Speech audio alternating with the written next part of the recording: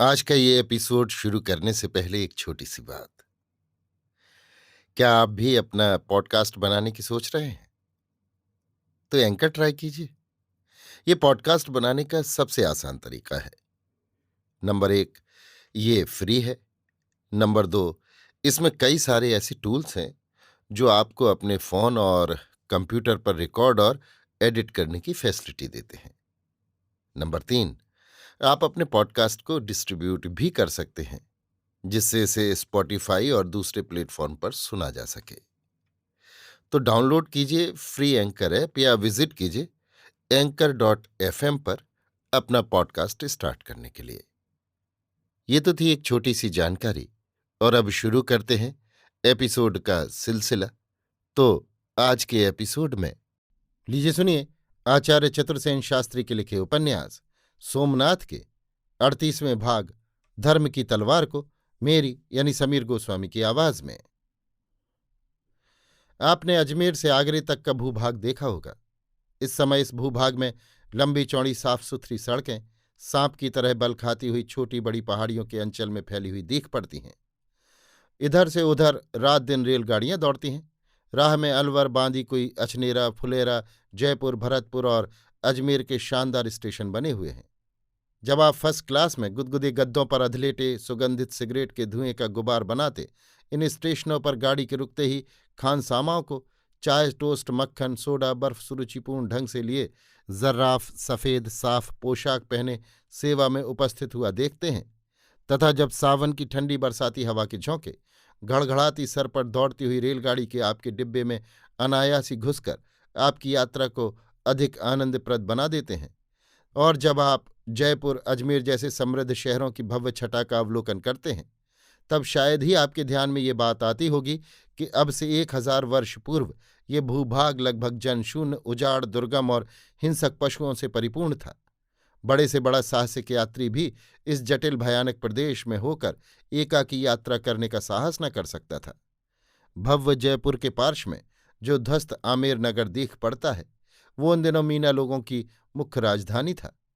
उन दिनों माची, खोरू, गेटोर तथा कोटवाड़ा जैसे छोटे गांवों में भी मीना सरदारों की छोटी बड़ी गढ़ी बनी हुई थी। मीना बड़े लड़ाके और बलवान थे। आसपास के इलाकों में उनकी धाक बंधी थी। आसपास के पार्वत्य प्रदेशों में उनके अधीन 52 दुर्ग थे, जिनमें हजारों मीना सुभट हर समय तीर कमटा लिए रणसज्जा में सजे तैयार रहते थे। आमेर राज्य के संस्थापक कछवा ईश्वरदास ने सनक में आकर अपना सब धन ब्राह्मणों को दान दे डाला था, और आमेर का राज्य अपने दोहते जयसिंह तोमर को देकर स्वयं वानप्रस्थी हो गए थे। उन दिनों ग्वालियर भी आमेर राज्य के अंतर्गत था, और वहां ईश्वरदेव के पुत्र सौढ़देव रहते थे। उनसे तोमरों ने कहा कि आपके पिता ने ये संपूर्ण राज्य हमें दे दिया है, अतः अब ग्वालियर भी आप खाली कर दीजिए। पिता की आन मानकर सौढ़देव ने ग्वालियर छोड़ दिया और दौसा में बड़गूजरों के आश्रित हो आ बसे। उन दिनों दौसा एक अच्छा व्यापारिक केंद्र था और वो बड़गूजरों की राजधानी था, पर वो चारों ओर से मीनाओं की रियासतों से घिरा था, अतः मीनाओं से आए दिन झगड़े झंझट होते ही रहते थे। बड़गूजर राजा दुर्बल था। वो मीनाओं के अत्याचारों और लूट खसोट से बहुत तंग था। सौढ़देव जैसे बात के धनी थे, वैसे ही तलवार के भी धनी थे। सेनानी भी वे बड़े बांके थे। बड़गूजरों ने जब उनकी खूब आवभगत की, तो सौढ़देव ने उनका संगठन करके उनके अनुरोध से मीनाओं की संयुक्त सेनाओं से घोर युद्ध करके सदा के लिए उनका बल क्षीण कर दिया। तोमरों ने अपनी ओर से एक मीना सरदार को राजा बनाकर आमेर पर बैठा दिया। अब आमेर ही मीनाओं का प्रमुख नगर था। सौढ़देव ने मीनाओं को आमेर से निकाल बाहर किया और अपने को आमेर का राजा घोषित कर दिया। इसी समय सौढ़देव की मृत्यु हो गई। उनके बाद उनका पुत्र दुर्लभदेव आमेर की गद्दी पर बैठा, परंतु दुर्लभदेव निपट बालक था। इसे सौढ़देव के भाई ने बलपूर्वक गद्दी से उतार दिया और स्वयं आमेर का राजा बन बैठा। सौढ़देव की रानी प्रताड़ित हो बालक राजा को टोकरे में रख भिखारिणी के वेश में खोरू गांव में आ वहां के मीना राजा के घर रसोई बनाने पर नौकर हो गई। कालांतर में मीना राजा ने उसे पहचान कर और उसके शील चातुर्य और कार्यपटुता से प्रसन्न हो उसे अपनी धर्म बहन बना लिया और दुर्लभदेव को भांजा मान लिया। अब दुर्लभदेव को राजोचित शिक्षा दी जाने लगी। आयु पाकर दुर्लभदेव बुद्धिमान और वीर युवक के रूप में प्रकट हुआ। दिल्ली उन दिनों तोमरों की थी। आसपास के सब राजे तोमरों के अधीन थे। खोरू का मीना राजा भी उनको कर देता था। अब खोरू के मीना राजा को अपना एक प्रतिनिधि दिल्ली में रखने की आवश्यकता हुई। राजा ने अपने इस तरुण भांजे दुर्लभदेव को वहां अपना प्रतिनिधि बनाकर भेज दिया। दुर्लभदेव ने दिल्ली में अपनी मिलनसारी कार्यपटुता और बुद्धिमत्ता से तोमर राजा के मन में घर कर लिया। उन्होंने उस 19 वर्ष के बालक की विलक्षण बुद्धिमत्ता, साहस और वीरता को देखा तो उसे स्नेह की दृष्टि से देखने लगे। दिल्ली में दुर्लभदेव 5 वर्ष रहा। इस बीच उसने 2 बार युद्ध में वीरत्व का प्रदर्शन किया और शत्रु को विजय कर तोमर राजा के चरणों में ला डाला। इससे वो और भी उसकी नज़र में चढ़ गया।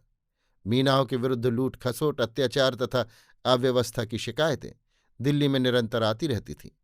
दिल्ली दरबार में मीना राजा के शत्रु भी थे। वे इस साहसी तरुण को मीना राजा के विरुद्ध समय समय पर उकसाते रहते थे। इसी समय दिल्ली में ये खबर पहुंची कि गजनी का अमीर सोमनाथ पट्टन को ध्वंस करने सपाद लक्ष्य की ओर बढ़ा आ रहा है और चौहान राजाधिराज धर्मगजदेव उससे लोहा लेने की तैयारियां कर रहे हैं। उसका युवा रक्त जोश खा गया और उसने इस धर्म युद्ध में भाग लेने का संकल्प कर लिया। दिल्ली में इसके अधीन 500 सुभट रहते थे। उतने ही सुभट संग लेकर वो दिल्ली से उस धर्म युद्ध में योग देने चल पड़ा। दीपावली का पर्व था। मीना लोगों का ये जातीय त्योहार था। वे निश्चिंत होकर ये त्योहार मना रहे थे। मद्य ढाली जा रही थी और नृत्योत्सव हो रहे थे।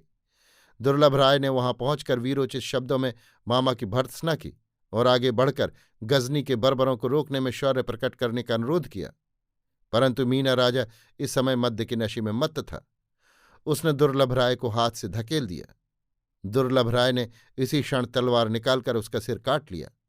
उसके सुभट तलवारें सूंत सूंत कर मीनों पर पिल पड़े। सब मीना गाजर मूली की भांति काट डाले गए।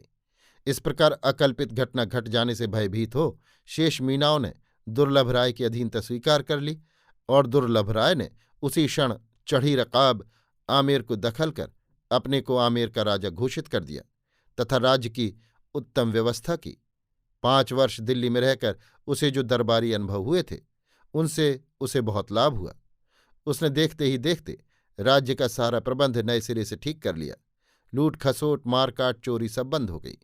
इसके बाद उसने सपाद लक्ष्य के राजा धर्मगजदेव चौहान को मीना मामा के खून से भरी अपनी तलवार भेजकर कहलाया कि गजनी के सुल्तान के साथ होने वाले धर्म युद्ध में मेरी ये तलवार आपकी आज्ञा के अधीन है। अभी आप सुन रहे थे आचार्य चतुर्सेन शास्त्री के लिखे उपन्यास सोमनाथ के 38वें भाग धर्म की तलवार को मेरी यानी समीर गोस्वामी की आवाज में।